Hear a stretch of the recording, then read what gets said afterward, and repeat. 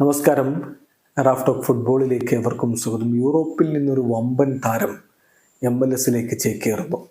അതെ, മെസ്സിയുടെ വഴിയെ, സുവാരസിൻ്റെ വഴിയെ, ജോഡി ആൽബയുടെ വഴിയെ, ബുസ്കറ്റ്സിൻ്റെ വഴിയെ ഒരു വമ്പൻ താരം ഇതാ MLS ചേക്കേറുകയാണ്.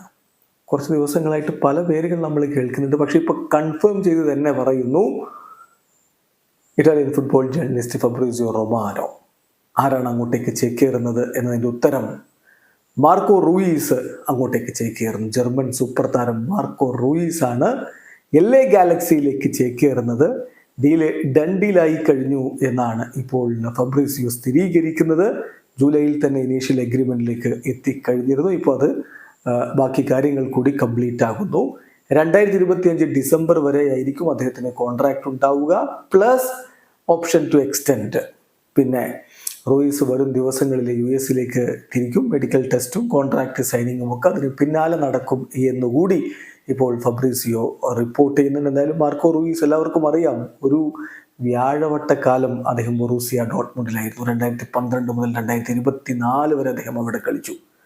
2012 ബൊറൂസിയ മോൺഷൻഗൾബെക്കിൽ നിന്നാണ് അദ്ദേഹം അങ്ങോട്ടേക്ക് എത്തിയിരുന്നത്.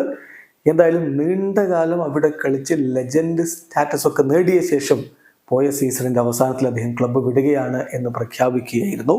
ജർമ്മനിയുടെ ദേശീയ ടീമിന് വേണ്ടി 48 അന്താരാഷ്ട്ര മത്സരങ്ങൾ കളിച്ചിട്ടുള്ള താരം കൂടിയാണ് 35-കാരനായിട്ടുള്ള മാർക്കോ റൂയിസ്. വീഡിയോ അവസാനിക്കുന്നു. ഫുട്ബോൾ ലോകത്തെ കൂടുതൽ വിശേഷങ്ങളുമായി റാഫ് ടോക്സ് വീണ്ടും എത്താം.